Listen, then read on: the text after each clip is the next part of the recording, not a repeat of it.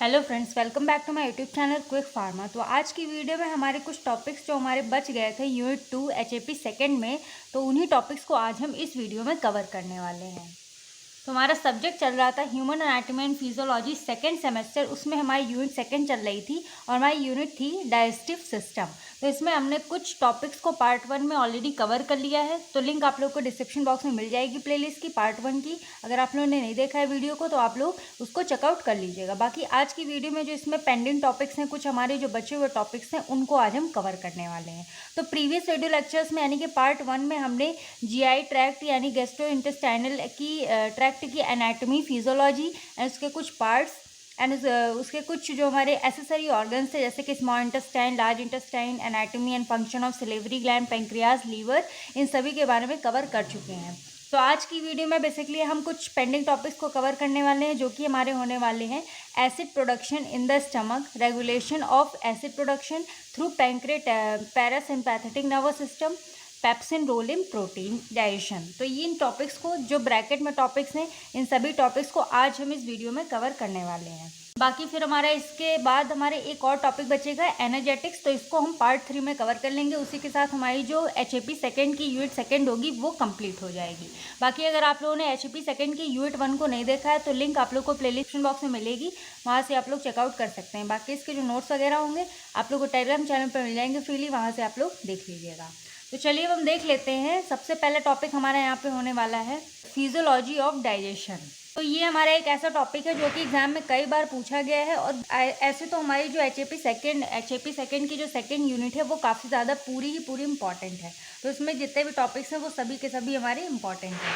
तो चलिए हम देख लेते हैं फिजियोलॉजी ऑफ डाइजेशन के बारे में। जैसे कि प्रीवियस वीडियो लेक्चर में हमने डाइजेशन के बारे में पढ़ा था। डाइजेशन का मतलब मेनली यही होता है, जो मतलब कि जब हम डाइजेस्टिव सिस्टम के बारे में बात करें तो इसका मेन मतलब यही होता है कि हमारे डाइजेशन में हमारे हेल्प करते हैं। यानी कि डाइजेस्टिव का मतलब होता है किसी चीज़ को डाइजेस्ट करना। अब जैसे कुछ भी खाना पीना हम खा रहे हैं वो हमारे स्टमक में जाता है, तो स्टमक में हमारे कुछ ऐसे एंजाइम्स होते हैं, सारे एंजाइम्स मिलके हमारे खाने को क्या करते हैं, पचाते हैं। और उसके बाद स्मॉल इंटेस्टाइन में जाता है हमारा जो खाना होता है, उसी से स्मॉल इंटेस्टाइन में जाने के बाद जो भी हमारा न्यूट्रिशन वगैरह, कार्बोहाइड्रेट, प्रोटीन्स वगैरह जो उनको मिलता है वो हमारे ब्लड में एब्जॉर्ब हो जाते हैं। उसके बाद जो बचा कुचा मटेरियल होता है वो हमारे लार्ज इंटेस्टाइन में चला जाता है। यही सारी प्रोसेस हमने प्रीवियस वीडियो लेक्चर में पढ़ा है, तो आप लोग उस वीडियो को ज़रूर देख लीजिएगा। तो यही सारी चीज़ें हम इस वाली वीडियो में कंप्लीट आगे फर्दर देखने वाले हैं। तो यहाँ पे भी डाइजेशन का मेन मतलब यही है कि हमारी एक ऐसी कंप्लीट प्रोसेस होती है जिसमें जो खाना होता है यानी कि जो फूड होता है उसका ब्रेक डाउन होता है। इसमें जो फूड होता है वो स्मॉल मॉलिक्यूल्स में टूटता है। उसके बाद then that can be absorb into the body through blood. अब उसके बाद जैसे ही हमारा जो खाना जो होता है वो स्मॉल मॉलिक्यूल्स में जब टूट जाता है तो वो हमारे ब्लड में जाके एब्जॉर्ब हो जाता है। यानी कि जब ब्रेक डाउन होने के बाद हमारा जो फूड होगा वो स्मॉल इंटेस्टाइन में जाएगा। उसके बाद जितने भी हमारे न्यूट्रिशन वगैरह होंगे वो हमारा क्या होता है, वो हमारे ब्लड में जाके सभी के सभी एब्जॉर्ब हो जाते हैं। ये हो जाती है डाइजेशन की डेफिनेशन। यही मतलब जो हमने प्रीवियस वीडियो लेक्चर्स में पढ़ा था वही सारी चीज़ें हैं, बस इसमें हमारे जो फिजियोलॉजी ऑफ डाइजेशन में इसको हमने इसके नीचे यहाँ पे इसके सारी मेन फंक्शंस मतलब कि सभी के एक साथ हमने यहाँ पे लिख दिया है चार्ट वाइज। अगर अब जैसे पूछा जाता है फिजियोलॉजी ऑफ डाइजेशन अगर अलग से पूछ लिया जाता है या फिर 10 मार्क्स में, तो आप इसको ऐसे लिख के आ सकते हैं, काफ़ी ज़्यादा अट्रैक्टिव भी लगेगा और सही भी रहेगा। तो इसके मेनली कुछ फंक्शंस होते हैं डाइजेस्टिव सिस्टम के। सबसे पहला यहाँ पे आ जाता है इंजेशन। तो इंजेशन हमारी सबसे पहली स्टेप होती है जहाँ से मतलब स्टार्टिंग होती है। अब इसमें जैसे कुछ भी हम खाते हैं तो फूड हमारे माउथ में एंटर करता है। उसके बाद जो हमारे दांत होते हैं उसके थ्रू उसका यूज़ करके हम फूड को च्यू करते हैं, यानी कि उसको हम छोटे छोटे पार्ट्स में कन्वर्ट करते हैं। फिर हमारा जो फूड होता है वो स्मॉल पीसेस में कन्वर्ट हो जाता है दी टीथ। तो टीथ के थ्रू छोटे छोटे स्मॉल पीसेस में फूड कन्वर्ट हो गया। इसी को हम यहाँ पे मैकेनिकल ब्रेक डाउन कह देते हैं। और ये हमारी एक इनिशियल स्टेज होती है जहाँ पे डाइजेशन का स्टार्टअप होता है, यानी कि यहीं से हमारा डाइजेशन स्टार्ट होता है। फिर सेकंड पॉइंट आ जाती है स्वेलविंग। अब सेकंड फंक्शन इसमें है स्वेलविंग। तो इसमें क्या होता है, बोलस को हम कहते हैं फूड प्लस सलाइवा, यानी कि जब भी हम खाना खाते हैं तो हमारे माउथ में सलाइवा होता है। तो जब फूड से सलाइवा मिल जाता है तो उसको हम क्या कह देते हैं, बोलस कह देते हैं। तो सलाइवा काफ़ी ज़्यादा इंपॉर्टेंट रोल प्ले करता है, क्योंकि हमारा जो सलेवरी ग्लैंड होता है वही क्या प्रोड्यूस करता है, सलाइवा प्रोड्यूस करता है। तो जो कि हमारे जब फूड के साथ मिल जाता है सलाइवा, तो ये काफ़ी ज़्यादा ईजी बना देता है कि कुछ भी जो हम खा रहे हैं उसको हम ईजिली स्वेलो कर सकें, यानी कि निगल सकें। यानी कि जब सलाइवा मिल जाएगा फूड में तो उसको थोड़ा मॉइस्ट कर देगा, यानी कि थोड़ा सा वेट कर देगा, तो जिसके थ्रू वो हमारे ईजिली स्वेलो हो जाएगा। उसके बाद यहाँ पे क्या होता है, जैसे ही फूड अंदर जाता है तो जो इसोफेगस पाइप होती है, यानी कि ये आप डायग्राम में देख सकते हैं, जैसे इंजेक्शन मतलब माउथ के अंदर जब खाना गया उसको हमने च्यू किया, और स्वेलोइंग मतलब यहाँ पे जब स्वेलो का जब सलाइवा के साथ फूड मिल जाएगा तो ये हमारे यहाँ पे आ जाता है इसोफेगस में। उसके बाद पेरिस्टाल्सिस मूवमेंट होती है यहाँ पे, ये हमारी इसोफेगस पाइप कहलाती है। तो यहाँ पे हमारा फूड इजीली एंटर हो जाता है, सलाइवा के साथ जब मिल जाता है थोड़ा सा वेट हो जाता है फूड, यानी कि मॉइस्चर हो जाता है। उसके बाद वो हमारे इसोफेगस में आता है, यहाँ पे पेरिस्टाल्सिस मूवमेंट होती है।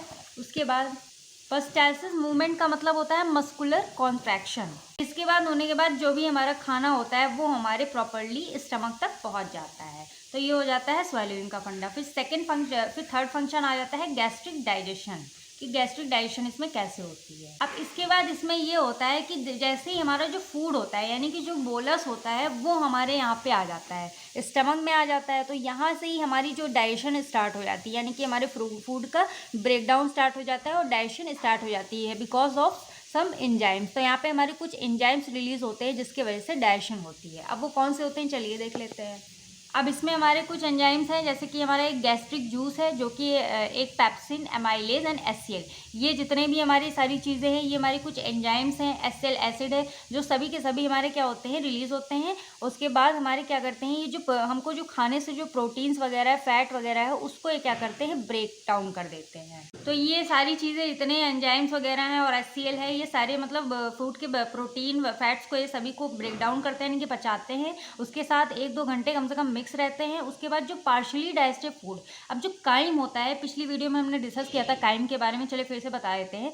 काइम वो होता है जो पार्शली डाइजेस्टिव फूड, यानी कि थोड़ा सा डाइजेस्ट होता है, लेकिन जब वो स्मॉल इंटेस्टाइन में जाता है तो कंप्लीटली डाइजेस्ट हो जाता है। तो जो पार्शली डाइजेस्टिव फूड होता है, यानी कि जो थोड़ा सा डाइजेस्ट हुआ है काइम, वो हमारे स्मॉल इंटेस्टाइन में एंटर कर जाता है। उसके बाद जैसे ही हमारा काइम स्मॉल इंटेस्टाइन में एंटर करेगा, फिर हमारा जो पैंक्रियाटिक डाइजेशन स्टार्ट हो जाएगा, यानी कि वहाँ पे हमारे पैंक्रियाटिक जूस, यानी कि एमाइलेज, लाइपेज, ट्रिप्सिन वगैरह ये सभी रिलीज हो जाएंगे हमारे स्मॉल इंटेस्टाइन में। उसके बाद कार्बोहाइड्रेट्स, फैट्स, प्रोटीन, इन सभी को यहाँ पे क्या करते हैं, ब्रेक डाउन कर देते हैं, यानी कि डाइजेस्ट करना स्टार्ट कर देते हैं। स्मॉल इंटेस्टाइन में आने के बाद ही जब जैसे ही हमारा पैंक्रियाटिक डाइजेशन स्टार्ट होता है तो वही हमारा फाइनल डाइजेशन होता है। फिर इसी में ही हमारी जो बाइल जूस होता है, यानी कि जो बाइल जूस होता है यहाँ पे ये एमल्सिफिकेशन करता है फैट्स का, यानी कि इसको बहुत छोटे छोटे पार्ट्स में तोड़ देता है, कन्वर्ट कर देता है। ठीक है, तो बस इतना याद रखिए कि स्मॉल इंटेस्टाइन में जैसे हमारा काइम आता है तो ये कम्प्लीटली डाइजेस्ट हो जाता है, यानी कि यहाँ पे पार्शियली डाइजेस्ट है, लेकिन जैसे स्मॉल इंटेस्टाइन में आएगा कुछ एंजाइम्स की वजह से, यानी कि pancreatic juice, amylase, lipase, trypsin, ये सभी चीज़ क्या करते हैं, कार्बोहाइड्रेट, फैट, प्रोटीन्स, इन सभी को कम्प्लीटली डाइजेस्ट कर देते हैं,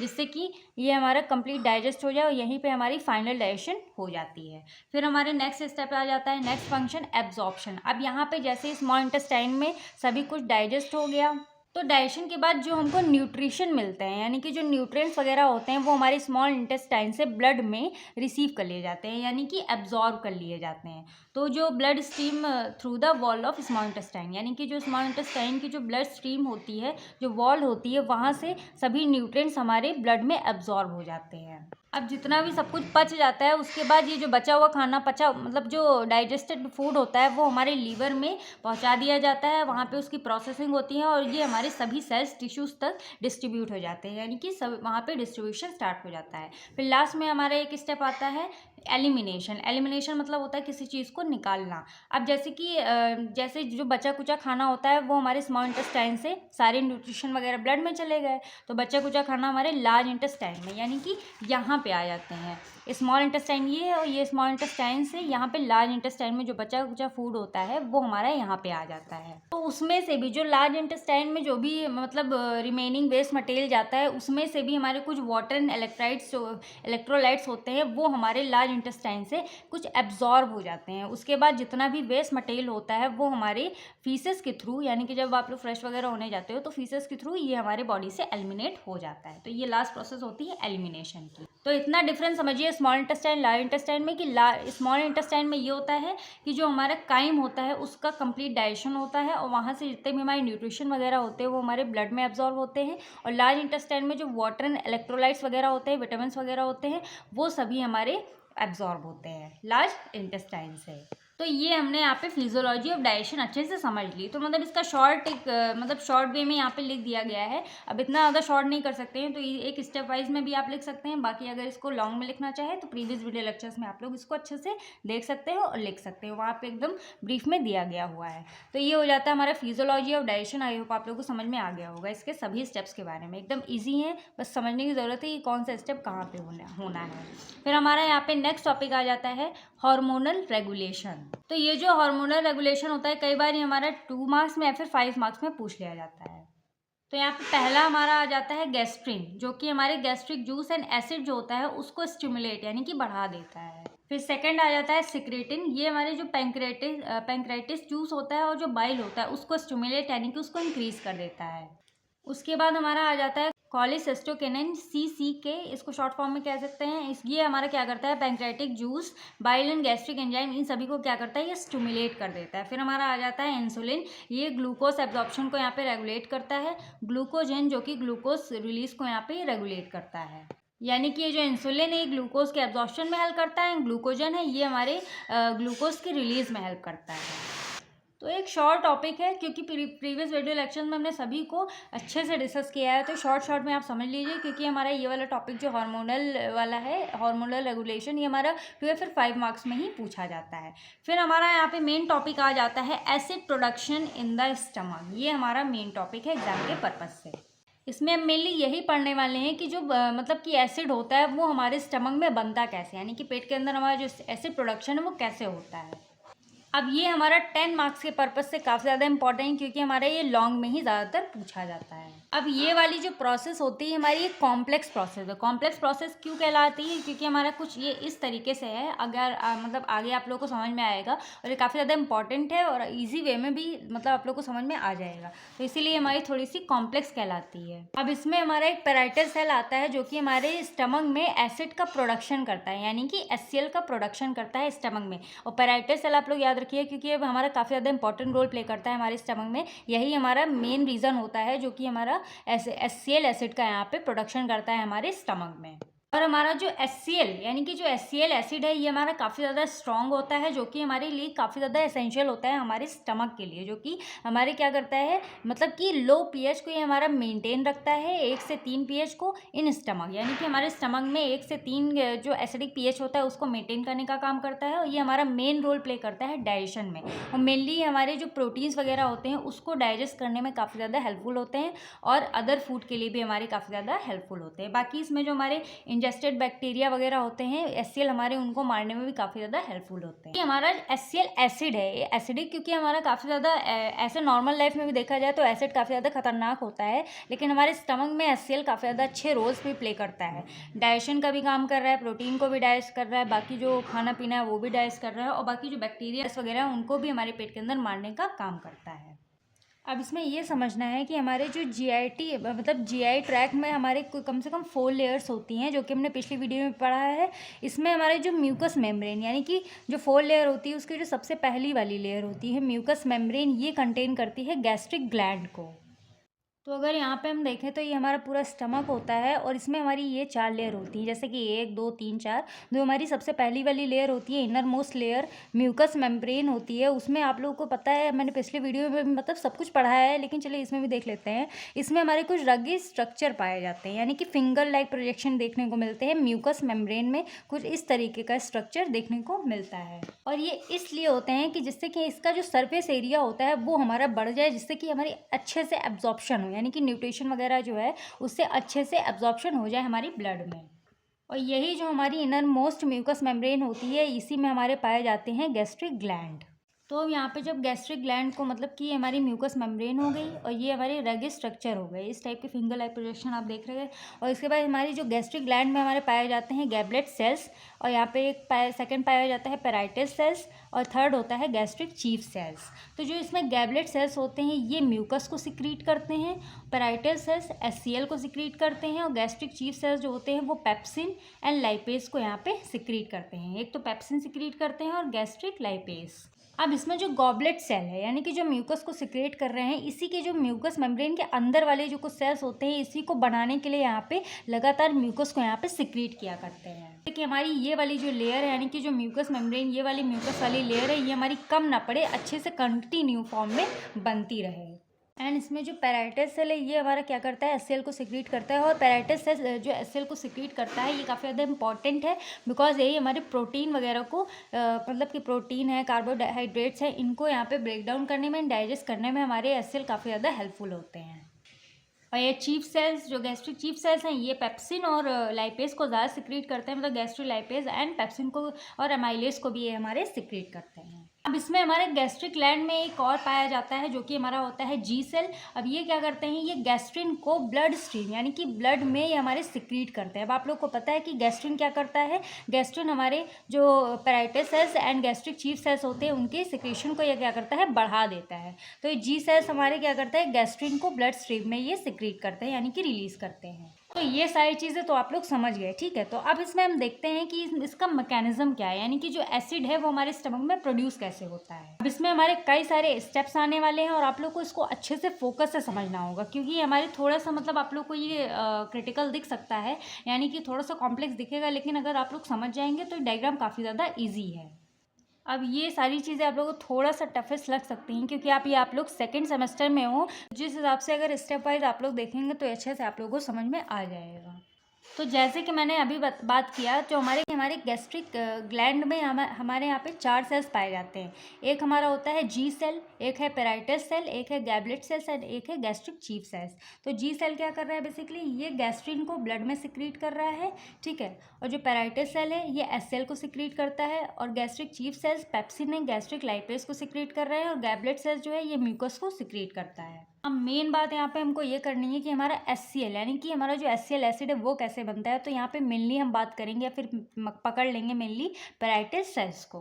तो ये कंप्लीट हमारा यहाँ पे आ जाता है पेराइटस सेल। तो इतना बड़ा आप ये देख सकते हैं, ये हमारा कंप्लीट क्या है, एक पेराइटस सेल है। तो ये जो पूरा का पूरा आप यहाँ पे पेराइटस सेल देख रहे हैं, इसी सेल में हमारे 3 रिसेप्टर्स पाए जाते हैं। अब 3 रिसेप्टर हमारे यहाँ पे आ जाते हैं, जैसे कि एक हमारा यहाँ पे आ जाता है एसिटाइलकोलिन रिसेप्टर, एक आ जाता है यहाँ पे गैस्ट्रिन रिसेप्टर, और एक यहाँ पे आ जाता है हिस्टामिन यानी कि H2 रिसेप्टर। तो अब आप लोग को यहाँ पे देखना है कि सारी जो प्रोसेस है वो हमारी स्टार्ट कैसे होती है, यानी कि शुरू कैसे हो रही है।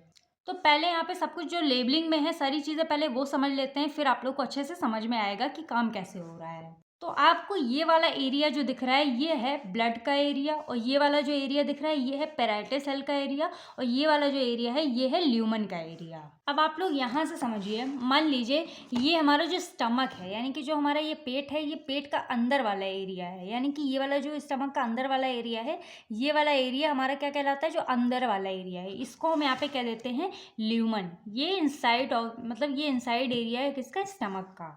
और यहाँ पे जो हमारी सेल्स पाए जाते हैं ये हमारे पाए जाते हैं, यानी इनको हम कहते हैं पेराइटस सेल्स।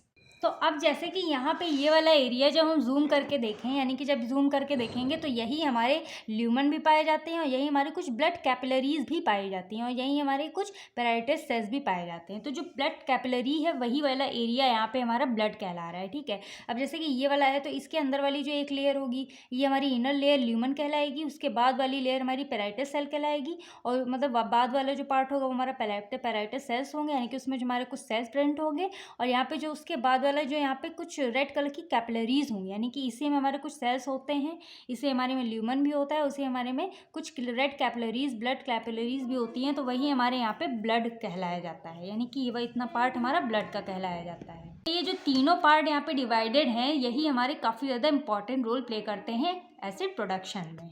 तो अब समझो फंडा क्या यहाँ पे होता है। अब जैसे कि हमारा ब्लड है उसमें हमारे CO2 काफ़ी ज़्यादा मात्रा में होता है, और पेराइटस सेल है तो उसमें हमारे पानी तो होगा ही होगा।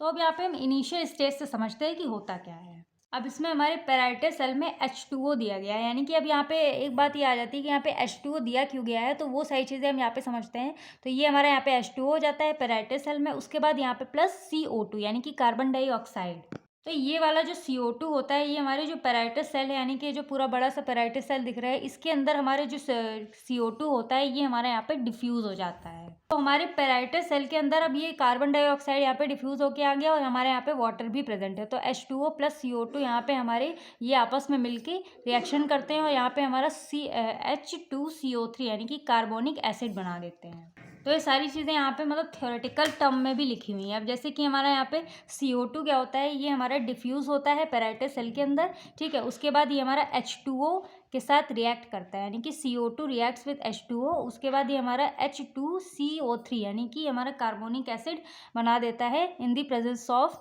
Carbonic anhydrase enzyme. यहाँ पे जो CAE लिखा हुआ है, ये है कार्बोनिक एसिड एनहाइड्रेस एंजाइम। इसी के प्रेजेंस में हमारा वाटर कार्बन डाइऑक्साइड के साथ रिएक्ट करके यहाँ पे हमारा कार्बोनिक एसिड फॉर्म कर देता है। तो अब जब यहाँ पे कार्बोनिक एसिड बन जाता है, तो एक प्रॉब्लम इसके साथ ये होती है कि हमारे अनस्टेबल होते हैं, यानी कि एक साथ रह नहीं सकते हैं। तो ये आपस में क्या करते हैं, डिसोसिएट हो जाते हैं, यानी कि टूट जाते हैं। और जैसे इन दोनों का डिफ्यूजन मतलब कि जैसे डिसोसिएशन होता है इनका, यानी कि जब ये ब्रेक डाउन होते हैं तो ये एक जगह ये H+ आयंस में टूट जाते हैं और एक जगह ये HCO3 नेगेटिव आयंस में टूट जाते हैं। अब इसमें H+ आयन हमारा हाइड्रोजन हो जाता है और जो HCO3 नेगेटिव है, ये हमारा हो जाता है बाइकार्बोनेट। अब जो हमारी बाइकार्बोनेट की जो एफिनिटी होती है हमारे ब्लड में ज़्यादा होती है, तो ये हमारे पेराइटल सेल को क्रॉस करके हमारे ब्लड में डिफ्यूज़ हो जाता है, यानी कि पेराइटल सेल को यहाँ पे इसने क्रॉस किया और ये हमारा आ गया ब्लड वाले एरिया में, इसमें हमारा डिफ्यूज़ होता है। डिफ्यूज़ का मतलब ये होता है कि इसमें कोई एनर्जी की इसको ज़रूरत नहीं पड़ती है, ये ईजिली हमारा यहाँ पे आ जाता है ब्लड के अंदर। अब जैसे यहाँ पे CO2 यहाँ पे ईजिली डिफ्यूज़ हो गया था पेराइटल सेल के अंदर। तो अब जैसे कि इसी तरीके से हमारा जो यहाँ पे बाइकार्बोनेट होता है, वो इजीली यहाँ पे इस मेम्ब्रेन को, पेराइटल सेल की मेम्ब्रेन को क्रॉस करके हमारे ब्लड वाले में आ जाता है। अब बचता है यहाँ पे हमारा H+ यानी कि हाइड्रोजन। तो अब यहाँ पे जो H पॉजिटिव है, ये हमारा पेराइटल सेल की मेम्ब्रेन को इजीली क्रॉस करके बाहर नहीं निकल सकता है, इसीलिए हमारे यहाँ पे पेराइटल सेल में यहाँ पे हमारा एक प्रोटॉन पंप मतलब प्रेजेंट होता है। इसको हम प्रोटॉन पंप भी बोलते हैं, जिसको हम कहते हैं H+ K+ ATPase। तो ये हमारा यहाँ पे पेराइटल सेल में होता है। अब यहाँ पे जो H+ and K+ ATPase proton pump होता है, ये हमारा क्या करता है, H+ आयंस को ये हमारा इजीली बाहर मतलब H+ आयंस को यहाँ से बाहर निकालने में हमारा हेल्प करता है। तो अब यहाँ पे जो प्रोटॉन पंप होता है H+ K+ ATPase का, ये हमारा हाइड्रोजन आयन को यहाँ पे क्या करता है, पंप कर देता है बाहर की तरफ, यानी कि ईजिली इसको यहाँ पे निकालने में हेल्प करता है। तो H+ आयन इसकी हेल्प से हमारे बाहर निकल जाते हैं। तो ये वाला जो प्रोटॉन पंप है, यानी कि H+ K+ ATPase है, ये हमारे H+ जो कि हमारा यहाँ पे प्रोटॉन पेराइटल सेल में बन गया था, ये हमारा क्या करता है, इसको ल्यूमन वाले एरिया में मतलब कि पंप कर देता है। ये हमारे H+ आयंस यहाँ पे ल्यूमन वाले एरिया में आ जाते हैं। ल्यूमन यानी कि जो हमारा अंदर वाला पार्ट है, यहाँ पे हमारे H+ जो होते हैं, H+ आयंस यहाँ पे हमारे रिलीज हो जाते हैं ल्यूमन वाले एरिया में। अब इतना तो आप लोग समझ गए। तो यहाँ पे पूरे पेराइटल सेल में हमारा एक क्लोरीन चैनल भी पाया जाता है, ये हमारा होता है यहाँ पे क्लोरीन चैनल। अब यहाँ पे जो हमारे ब्लड में यानी कि ब्लड वाले एरिया में जो हमारे यहाँ पे क्लोराइड प्रेजेंट होते हैं, तो ये हमारे इस वाले चैनल के थ्रू यहाँ पे हमारे इसको क्रॉस करते हुए, यानी कि पेराइटल सेल की मेम्ब्रेन को क्रॉस करके हमारे ल्यूमन वाले एरिया में यहाँ पे रिलीज हो जाते हैं, यानी कि यहाँ पे हमारे ट्रांसफर हो जाते हैं। तो हमारे जो क्लोराइड होते हैं, ये इजीली इस चैनल को क्रॉस करके यहाँ पे मतलब सभी सेल्स को यहाँ पे क्रॉस करके हमारे यहाँ पे ल्यूमन वाले एरिया में पहुँच जाते हैं। अब इसके बाद यहाँ पे क्या होता है कि ये जो H+ आयन है और यहाँ पे जो Cl नेगेटिव आयंस है, ये आपस में क्या करते हैं, रिएक्ट करते हैं और यहाँ पे हमारा HCl फॉर्म कर देते हैं, यानी कि HCl एसिड यहाँ पे हमारा फॉर्म हो जाता है। अब जैसे कि यहाँ पे हम देखें तो यहाँ पे जैसे कि यहाँ पे हमने देखा तो HCO3 आयंस हमारा H+ आयंस में यहाँ पे टूटा, ठीक है। ये हमारे 2 आयंस में टूटे, तो ये बाइकार्बोनेट हमारे ब्लड वाले में चला गया। H+ आयंस हमारे यहाँ पे किसके through, H+ and K+, H+ and K+ ATPase के थ्रू हमारे यहाँ पे ल्यूमन वाले एरिया में आ गए, यानी कि H+ आयंस हमारे यहाँ पे आ जाते हैं ल्यूमन वाले एरिया में इसकी मदद से, प्रोटॉन पंप की मदद से। उसके बाद जो हमारे क्लोरीन होते हैं वो भी हमारे डिफ्यूज़ हो जाते हैं ल्यूमन में, ये हमारे यहाँ से डिफ्यूज़ हो गए ल्यूमन में। उसके बाद ल्यूमन ऑफ स्टमक यानी कि अंदर वाले एरिया में हमारे डिफ्यूज़ हो जाते हैं। उसके बाद यहाँ पे हमारा फॉर्म हो जाता है HCl by diffusing with H+। तो हमारे ये जो Cl नेगेटिव आयन है ये H+ के साथ डिफ्यूज़ होते हैं और यहाँ पे हमारा HCl को फॉर्म कर देते हैं, और जो हमारा HCl है वो हमारे लिक्विड फॉर्म में होता है, वो हमको यहाँ पे मिलता जाता है। तो इस तरीके से यहाँ पे हमारा HCl का फॉर्मेशन होता है स्टमक के अंदर यानी कि ल्यूमन में। तो यहाँ पे सबसे पहले स्टेप यही था कि हमारा ये जो कार्बन डाइऑक्साइड है ये हमारे यहाँ पे डिफ्यूज़ होकर इजीली पैराइटल सेल की मेम्ब्रेन को क्रॉस करके हमारे पैराइटल सेल में आता है। फिर ये वाटर के साथ मिलके हमारा यहाँ पे कार्बोनिक एसिड फॉर्म करता है। फिर कार्बोनिक एसिड यहाँ पे डिफ्यूज़ होते हैं और ये हमारा बाइकार्बोनेट एंड H+ आयंस में हमारे टूट जाते हैं। फिर हमारा जो बाइकार्बोनेट होता है वो पैराइटल सेल की मेम्ब्रेन को क्रॉस करके हमारे ब्लड वाले एरिया में आता है। फिर जो H+ आयंस होते हैं ये प्रोटॉन पंप यानी कि H+, K+ एटीपेस की हेल्प से हमारे ल्यूमन वाले एरिया में डिफ्यूज़ होते हैं। फिर हमारे यहाँ पे जो क्लोराइड होता है वो हमारे क्लोरीन चैनल की हेल्प से हमारे ल्यूमन वाले एरिया में ये भी हमारे डिफ्यूज़ हो जाते हैं। फिर ये आपस में मिलकर डिफ्यूज़ होंगे, उसके बाद ये हमारा HCl का फॉर्मेशन कर देते हैं। तो ये कंप्लीट प्रोसेस यहाँ पे हमारी बन जाती है, HCl के फॉर्मेशन में हमारी हेल्प करती है। अब बात यहाँ पे आती है कि हमारे यहाँ पे ये रिसेप्टर्स का क्या काम है, यानी कि acetylcholine, gastric histamine receptors, इन सब का यहाँ पे क्या काम आता है। तो यहाँ पे इसी जगह पे हमारा एक और टॉपिक आ जाता है जो कि हमारा मेन टॉपिक है, regulation of acid production by PNS यानी कि पैरासिम्पैथेटिक नर्वस सिस्टम। तो अब यहाँ पे regulation of acid production by PNS में ये होता है कि इसमें हमारा जो पैरासिम्पैथेटिक नर्वस सिस्टम है, मान लो ऐसे कुछ भी खाने का मन करता है, जैसे कि it start before the food enters the stomach, यानी कि खाना खाने से पहले जो चीज़ हमको मन करता है खाने का, जैसे कि हमारे स्टमक में स्मेल वगैरह मतलब कि स्मेल वगैरह आती है किसी भी फूड की, तो वो हमारा क्या कहता है, हमारी जो एपेटाइट होती है यानी कि जो भूख होती है वो हमारी बढ़ जाती है। तो जैसे हमारी जो एपेटाइट बढ़ती है उसके बाद हमारे जो मतलब कि जो हमको मैसेज मतलब पहुँचता है हमारे नर्वस सिस्टम में, यानी कि हमको यहाँ पे जो हमारे नर्वस सिस्टम में जो सेरिब्रल कॉर्टेक्स और हाइपोथैलेमस के पास हमारा मैसेज पहुँचता है कि हाँ अब हमको कुछ खाने की ज़रूरत है। तो यहाँ पे उसे जैसे ही मैसेज पहुँचता है तो यहाँ पे जो हमारी गैस्ट्रिक सिक्रीशन होती है वो हमारी यहाँ पे सेरिब्रल कॉर्टेक्स एंड हाइपोथैलेमस में हमारी ये इंक्रीज हो जाती है, यानी कि ये वाली जो पूरी की पूरी सिक्रेशन है वो हमारे यहाँ पे बढ़ जाती है। तो इसी को हम यहाँ पे बोल देते हैं सिफेलिक फेज। तो ये हमारी यहाँ पे स्टार्टिंग हो जाती है, यानी कि जैसे ही एपेटाइट हमारी इंक्रीज़ होती है। तो इसमें याद रखना है कि मतलब खाने से पहले जो हमारी एपेटाइट बढ़ जाती है किसी भी चीज़ को स्मेल करने से, टेस्ट लेने से पहले। तो उसके बाद हमारे यहाँ पे सेकेंड पॉइंट आता है वेगस नर्व स्टिमुलेशन। अब इसमें हमारी जो वेगस नर्व होते हैं यानी कि हमारी PNS पैरासिम्पैथेटिक नर्वस सिस्टम की मेजर नर्व होती है, सबसे मेजर नर्व कहलाती है हमारी वेगस नर्व ऑफ PNS। हमारी ये जो वेगस नर्व होती है ये रिलीज़ करती है एसिटाइल कोलिन को, यानी कि यहाँ पे देख सकते हैं ये जो हमारा एसिटाइल कोलिन होता है इसको यहाँ पे रिलीज़ करती है और फिर ये हमारे कहाँ पे जाते हैं, एसिटाइल कोलिन रिसेप्टार्स के पास। फिर ये एसिटाइल कोलिन रिसेप्टार्स पे जाके बाइंड कर देते हैं। अब जैसे हमारे यहाँ पे एसिटाइल कोलिन रिसेप्टार्स पे बाइंड करते हैं तो एसिटाइल कोलिन रिसेप्टार का मेन काम यही होता है कि हमारे जो कैल्शियम चैनल होते हैं यानी कि Ca2+ होता है कैल्शियम चैनल को, ये हमारी रिलीज़ कर देते हैं इसको।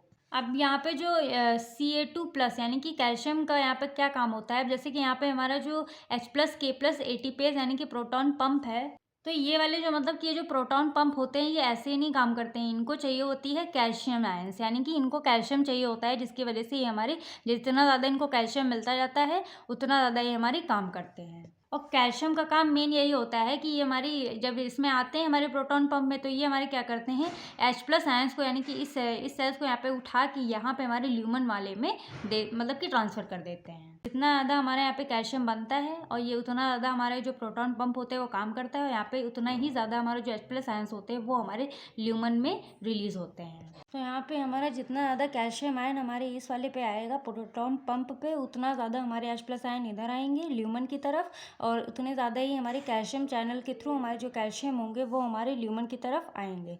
फिर जितना ज़्यादा हमारा HCl बनेगा उतना ज़्यादा हमारा एटीपेस हमारा मतलब कि काम कर रहा है और जितना ज़्यादा इसको कैल्शियम आयन मिलेगा उतना ज़्यादा ही हमारा काम करेगा। और इसी कैल्शियम आयंस को बढ़ाने का काम कौन करता है, हमारे एसिटाइल कोलिन।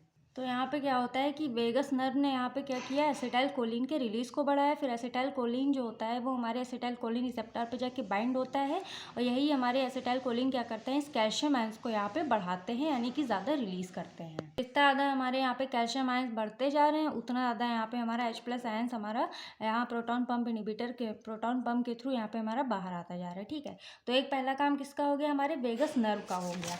अब सेकेंड हमारा यहाँ पे आ जाता है गैस्ट्रिन रिलीज़, यानी कि इसमें जो हमारे पैरासिम्पैथेटिक होते हैं, पैरासिम्पैथेटिक नर्वस सिस्टम होते हैं जो जी सेल्स को यहाँ पे रिलीज़ करते हैं, यानी कि उसको स्टिमुलेट कर देते हैं। जी सेल्स को रिलीज़ करते हैं टू रिलीज़ गैस्ट्रिन। तो यहाँ पे जी सेल यहाँ पे स्टिमुलेट हो जाएगा, उसके बाद हमारे जो गैस्ट्रिन होंगे वो हमारे यहाँ पे रिलीज़ होना स्टार्ट हो जाएंगे। तो यहाँ पे हमारा ये जो मतलब कि PNS यहाँ पे हमारा क्या करता है, गैस्ट्रिन को रिलीज़ करता है।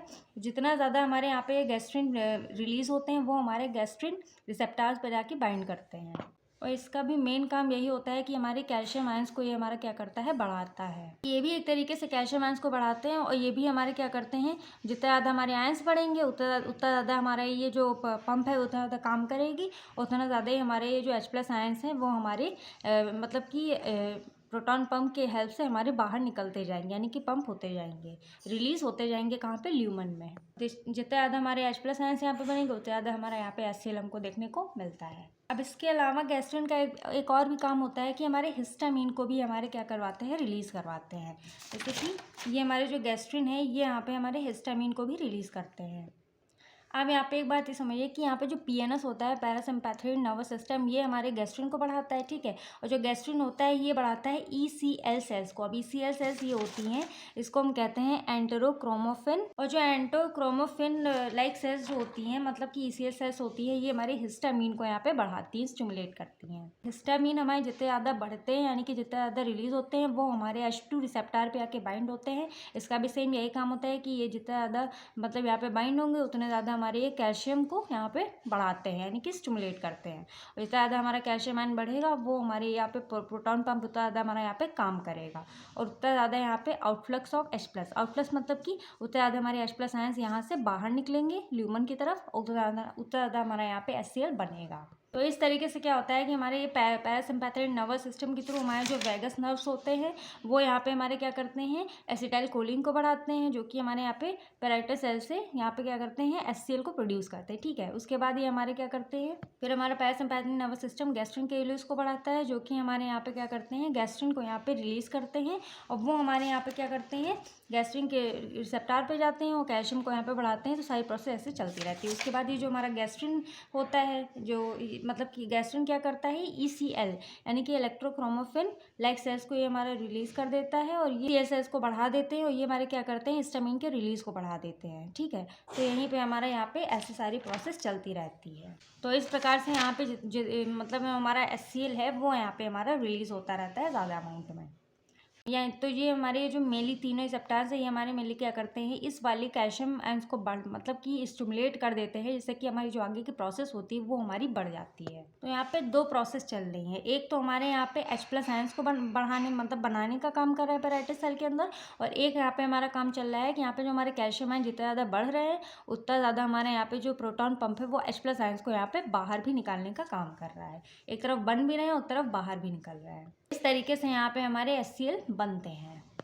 अब यहाँ पे हमारा प्रोस्टाग्लैंडिन रिसेप्टर भी पाया जाता है, जो कि यहाँ पे बाइंड होता है। ठीक है, अब ये हमारा क्या करता है, म्यूकस की सिक्रेशन को बढ़ाता है, क्योंकि हमारे यहाँ पे मतलब कि यहाँ पे क्या बढ़ रहा है, HCl बढ़ रहा है, HCl का सिक्रेशन बढ़ रहा है, तो यहाँ पे म्यूकस भी बढ़ना चाहिए, जिससे कि जब म्यूकस की लेयर बढ़ेगी तभी तो वो मतलब कि HCl से लड़ने का काम कर पाएगी अच्छे से। के अलावा ये मतलब कि बाइकार्बोनेट की सिक्रेशन को भी बढ़ा देता है, यानी कि जैसे मान लो जैसे HCl ज़्यादा बनता है तो pH जो होता है वो कम हो जाता है, तो उसको मेंटेन करने के लिए हेल्प करता है, जिससे कि हमारा जो एसिड है वो पेट वगैरह को मतलब जलाए ना, नुकसान ना करे। आई होप आप लोग को ये सारी, हाँ ये थोड़ा सा कॉम्प्लिकेटेड है लेकिन सारी चीज़ें आप लोग को समझ में आ गई होंगी। ठीक है, क्योंकि ये इतना मतलब ये इतना ज़्यादा कॉम्प्लिकेटेड मतलब दिख रहा है, लेकिन अगर आप लोग समझ गए होंगे तो इसको ईजिली बना के आ जाएंगे। अगर इसको बना लेंगे तो आप लोग को 10 मार्क्स कहीं नहीं गए, वो आपके 10 मार्क्स आपको मिल सकते हैं। तो अगर ये वाला क्वेश्चन आता है एसिड प्रोडक्शन इन स्टमक, तो आपको यहाँ से लेके पूरा कंप्लीट मतलब लिखना होगा। इसके जितने भी मैकेनिज्म है, मैकेनिज्म सिंपल सा ही है, बस यहाँ पे आप लोग को ध्यान देना है कि कौन सा काम कब हो रहा है। ठीक है, बाकी ये सारी चीज़ें यहाँ लिखी नोट्स में आप लोग को सारी चीज़ें यहाँ पे मिल जाएंगी। और ये भी वाला है जो यहाँ पे regulation of acid production by PNS, यानी कि पीएनएस के थ्रू हमारा एसिड प्रोडक्शन कैसे रेगुलेट हो रहा है, कैसे बढ़ रहा है, वो सारी चीज़ें भी यहाँ पे आप लोग को समझ में आ गई होगी। इसके अलावा हमारा क्या होता है, जो पीएनएस होता है वो हमारे एसिड प्रोडक्शन को रेगुलेट करता है, यानी कि जैसे आप लोग खाना खा रहे हो तो ये हमारे क्या करता है, एसिड प्रोडक्शन को बढ़ा देता है, जिससे कि खाने की जो भी खाना खा रहे हो वो अच्छे से डाइजेस्ट हो जाए।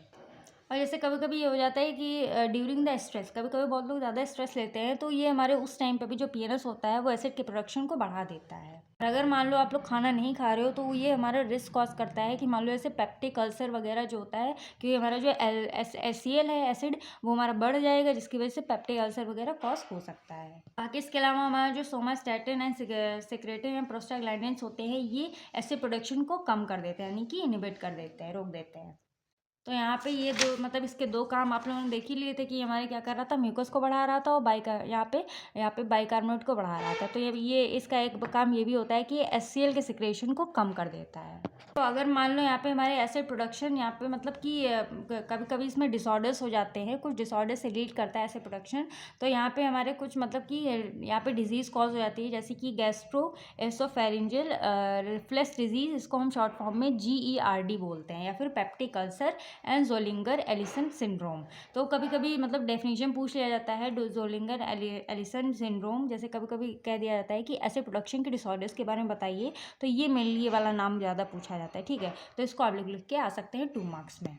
तो आई होप आप लोग को दोनों टॉपिक अच्छे से समझ में आ गए होंगे, acid production in stomach and regulation of acid production by PNS. तो अब हमारे एक और टॉपिक यहाँ पे लास्ट में आ जाता है, role of pepsin in digestion, कि यहाँ पे डाइजेशन में हमारी पेप्सिन का क्या रोल होता है। तो पेप्सिन जो हमारा होता है, ये हमारा एक डाइजेस्टिव एंजाइम होता है, सिंपल सी बात है, और ये क्या करता है, प्रोटीन को तोड़ने में हेल्प करता है, यानी कि प्रोटीन को ब्रेक करता है। जैसे कि हमने देखा था कि हमारे जो चीफ सेल्स होते हैं, ये हमारे क्या करते हैं, पेप्सिन एंड लाइपेज को रिलीज करते हैं। ये डायरेक्टली मतलब कि पेप्सिन नहीं बनाते, यानी कि पेप्सिन का फॉर्मेशन डायरेक्टली नहीं करते हैं चीफ सेल, ये सबसे पहले बनाते हैं पेप्सिनोजन, यानी कि पेप्सिनोजन को सबसे पहले सिक्रीट करते हैं। और जो पेप्सिनोजन होता है, ये हमारा इनएक्टिव एंजाइम प्रिकर्सर होता है। अब प्रिकर्सर वाले वो सब्सटेंस होते हैं जैसे ये खुद बन के दूसरे चीज़ों को और फॉर्मेशन आगे करते हैं। अब हमारे जो पेप्सिनोजेंस होते हैं, ये हमारे जाइमोगेन ग्रेन्यूल्स के अंदर पैक्ड होते हैं, ठीक है। तो जैसे कि हमारे जो पेप्सिनोजन है, ये हमारे पेट के अंदर क्या होते हैं, रिलीज होते हैं। और जो हमारे यहाँ पे पैराइटस सेल है, ये यहाँ पे HCl को फॉर्म करता है, यानी कि HCl को बनाता है। तो यहाँ पे पैराइटस सेल जितना ज़्यादा यहाँ पे HCl को बनाता है, तो HCl यहाँ पे क्या करता है, पेप्सिनोजन को उतना ज़्यादा यहाँ पे पेप्सिन में कन्वर्ट करता है। तो अगर आप लोग से कोई पूछता है कि हमारा पेप्सिन कैसे बनता है, तो पेप्सिन हमारा HCl से बनता है, पेप्सिनोजन से बनता है, उसको बनाने में हेल्प हमारा कौन करता है, HCl। और इस कंप्लीट प्रोसेस को यहाँ पे हम ऑटोकैटालाइसिस प्रोसेस बोल देते हैं। अब यहाँ पे जैसे पेप्सिन हमारा बन जाता है, तो ये हमारा क्या करता है, प्रोटीन को डीनेचुरेशन करवाता है, यानी कि प्रोटीन को तोड़ने का काम करता है। अब मान लो ऐसे हमने कुछ भी खाया तो हमारे पेट में क्या आया, प्रोटीन आया, तो यहाँ पे हमारा जो पेप्सिन होता है, वो एक्टिवेटेड पेप्सिन हमारे स्टमक में रिलीज कर दिया जाता है। ये हमारा क्या करता है, यहाँ पे प्रोटीन को यहाँ पे डाइजेस्ट करता है। अब ये हमारा ऐसे नहीं कर पाता है, कुछ इस तरीके से करता है। अब यहाँ पे जो हमारा HCl है, यानी कि जो हमारा HCl है, वो हमारा क्या करता है, प्रोटीन को यहाँ पे डीनेचर कर देता है, यानी कि एकदम ख़त्म कर देता है, मार देता है। तो हमारे यहाँ पे जो प्रोटीन्स होते हैं, वो हमारे अनबाइंड हो जाते हैं, यानी कि इसकी बाइंडिंग खुल जाती है, एकदम ओपन हो जाते हैं, और वो एक हमारा एक कॉम्प्लेक्स स्ट्रक्चर बन जाता है। मतलब कि उसका ऐसा स्ट्रक्चर बना देता है कि जिससे कि जो हमारा पेप्सिन है, वो आराम से उसको पकड़ सके, एक्सेसिबल कर सके। तो अब मेन काम यहाँ पे हमारा आता है किसका, पेप्सिन का। अब आप लोग को पता है जो हमारे प्रोटीन होते हैं, वो अमीनो एसिड की चेन होते हैं, तो वो एक पेप्टाइड के फॉर्म में हमारे यहाँ पे बने होते हैं, यानी कि एकदम एक दूसरे से अटैच्ड होते हैं। तो यहाँ पे हमारा पेप्सिन क्या करता है, इन पेप्टाइड बॉन्ड्स को यहाँ पे क्या करता है, तोड़ने का काम करता है।